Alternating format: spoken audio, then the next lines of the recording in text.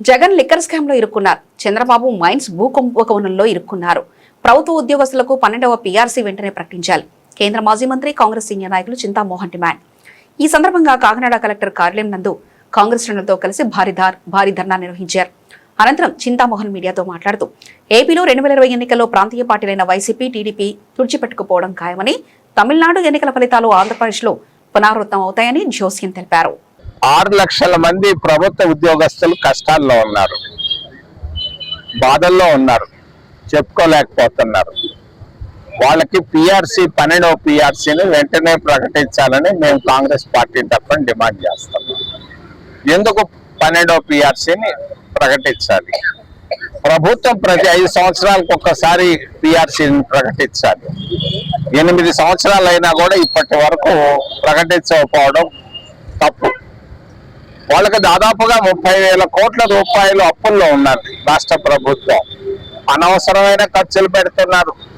రాజధానికి గ్లాసుల పైన 2,000 కోట్ల రూపాయలు ఖర్చు పెడుతున్నారు. కర్రతొమ్మ చెట్లు కొట్టేదానికి 50 కోట్ల రూపాయలు ఖర్చు పెడుతున్నారు. వాళ్ళు నీ దగ్గర పనిచేసే, కష్టపడి 24 గంటలు పనిచేసే రాష్ట్ర ప్రభుత్వ ఉద్యోగులకు ఇవ్వాల్సింది వెంటనే ఇవ్వాలని చంద్రబాబు నాయుడు గారిని వినయంగా నేను విన్నవిస్తున్నా. రెండో విషయం అమరావతి. ఆయన అక్కడెక్కడో పోస్టర్లో నేను కాకినాడలో చూశాను. ప్రజల రాజధాని. ఇది ప్రజల రాజధాని కాదు, చంద్రబాబు గారి రాజధాని. ఆయన అందరూ అనొచ్చు పార్లమెంటు, అసెంబ్లీ, ఇవన్నీ ఆయన బాగా చేయగలడు, ఇవన్నీ చేసేసాడు. ఇది అమరావతి పోయి చంద్రావతి అయింది. ఇది కేవలం తాత్కాలిక రాజధాని మాత్రమే.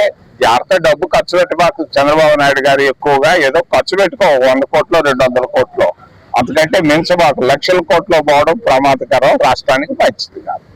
మూడో విషయం, మరి తమిళనాడులో ప్రజలు అక్కడ మార్పు కోరుకున్నారు.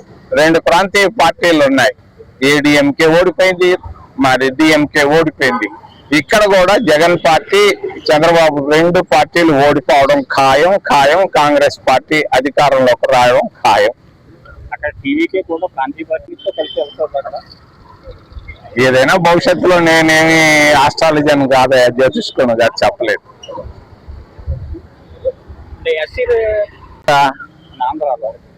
ఇంకా డీలిమిటేషన్ స్టార్ట్ కాలేదు కదా. డీలిమిటేషన్ అంటే జనాభా లెక్కలు ఇవన్నీ తీయాలి. తీసిన తర్వాత లెక్కల్లో మార్పులు రావచ్చు, మార్పులు రాకపోవచ్చు. మమతమ్మ నాకు బాగా తెలుసా. ఆమె నేను ఇద్దరం ఒకటేసారి పార్లమెంట్ లో ఉన్నాం. చాలా సిన్సియర్ లీడర్ ఆమె. చాలా కష్టపడి పైకి వచ్చింది. అక్కడ మోసాలు చేశారు. ఆడ ముస్లింలు 30% ఓట్లు తీసేసి 5% 10% తీసుకొచ్చారు. మరి ఎస్సీ ఎస్టీ ఓట్లు కూడా తీసేశారు. ఈ విధంగా ఓట్లని తెలివిగా మోడీ ప్రభుత్వం తీసేసుకుంటూ తన ప్రభుత్వాన్ని నిలబెట్టుకుంటుంది. మోడీ గారు ఎక్కువ రోజులు నిలబడ్డు.